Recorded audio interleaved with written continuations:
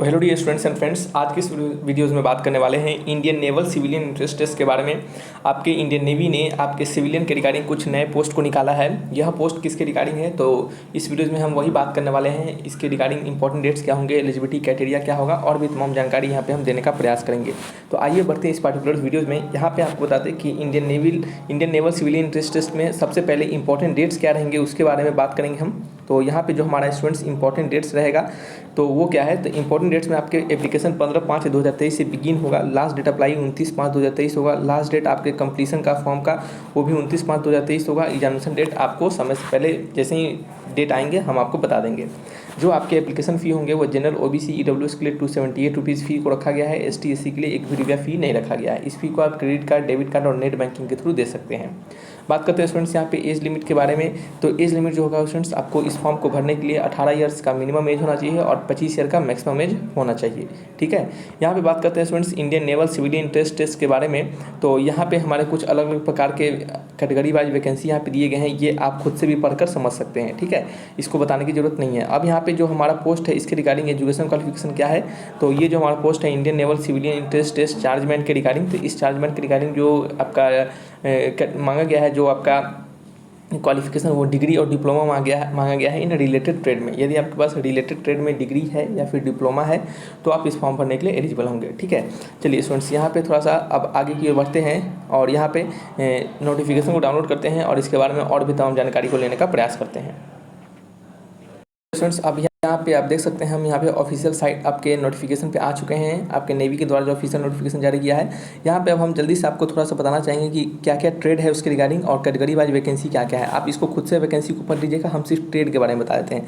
तो पहला ट्रेड है इलेक्ट्रिकल फीटर का, फिर इलेक्ट्रॉनिक फीटर का, फिर Guido fitter, radio fitter, radar fitter और सोनार फीटर। ठीक है, इसके लिए आपके पास डिग्री यहाँ लिखा गया है कि डिग्री इन साइंस फिजिक्स में होना चाहिए या फिर डिप्लोमा इलेक्ट्रिकल इंजीनियरिंग में, या फिर डिग्री इन साइंस फिजिक्स में होना चाहिए या फिर diploma electronics and electronics communication में। ठीक है, ये इंस्ट्रूमेंटेशन में भी आपका चलेगा यहाँ पे, और कंट्रोल इंजीनियरिंग कम्युनिकेशन इंजीनियरिंग में भी रहेगा तब भी चलेगा। फिर नीचे है इंस्ट्रूमेंटल फीटर।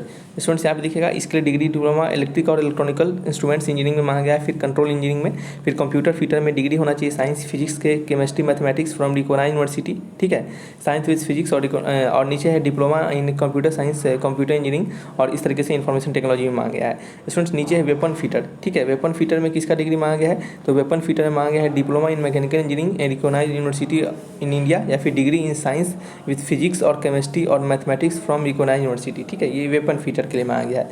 अब बात करते हैं इंजीनियरिंग ग्रुप के रिगार्डिंग। तो इंजीनियरिंग ग्रुप में स्टूडेंट्स मांगा गया है degree boiler maker, engine fitter, founder, gate fitter, ice fitter, pipe fitter और मैकेनिस्ट के। इसके रिगार्डिंग डिप्लोमा होना चाहिए मैकेनिकल डिग्री में या फिर डिग्री होना चाहिए साइंस विद फिजिक्स और केमिस्ट्री और मैथमेटिक्स फ्रॉम रिकॉग्नाइज्ड यूनिवर्सिटी।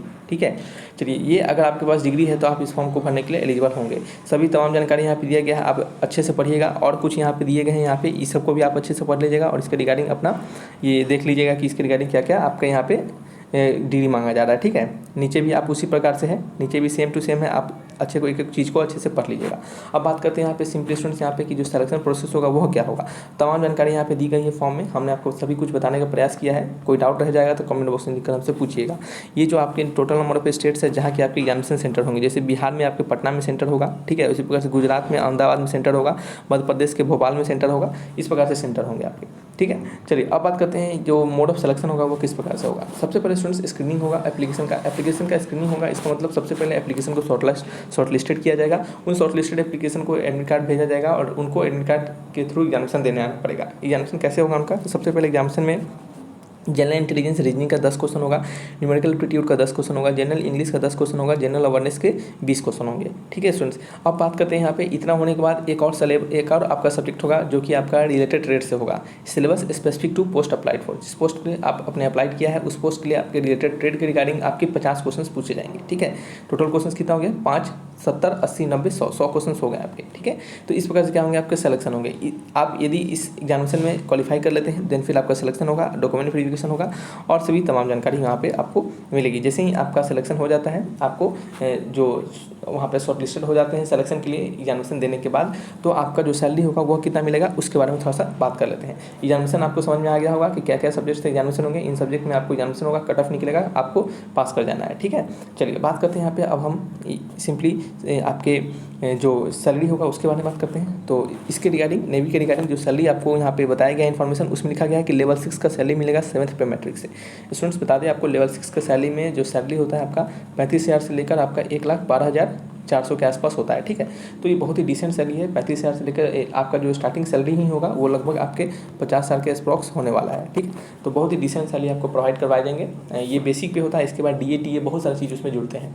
तो ये वीडियोज़ को यहीं पर रखते हैं और जो भी तमाम जानकारी हमारे द्वारा देने का प्रयास किया है वो आपको यहाँ पे मिल गया होगा, सभी कुछ सिलेक्शन प्रोसेस, एलिजिबिलिटी क्राइटेरिया। और स्टूडेंट्स थोड़ा सा एक और बात बता दें, आपको लगेगा सिलेबस क्या होगा, तो सिलेबस यहाँ पे दिखिएगा लिखा गया है। हम इसका PDF टेलीग्राम पे भेज देंगे, लिंक डिस्क्रिप्शन में दे दिया गया है टेलीग्राम चैनल का, ज्वाइन कर लीजिएगा टेलीग्राम चैनल को और वहाँ पे इस PDF को डाउनलोड करके अच्छे से पढ़ लीजिएगा सिलेबस को, ठीक है। चलिए तो रखते हैं इस वीडियो को यहीं पे, मिलेंगे नेक्स्ट वीडियो में। Thanks for watching.